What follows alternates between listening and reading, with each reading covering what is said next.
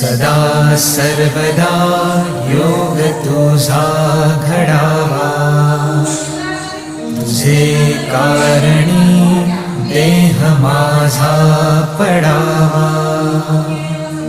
उपेशू नको गुणवंता अनंता, रघुनायका मागणे हेची आता. जय जय रघुवीर समर्थ. मोरया मोरया मी बाळताने, तुझीच सेवा करू काय जाणे. अन्याय माझे कोट्यानुकोटी, मोरेश्वरा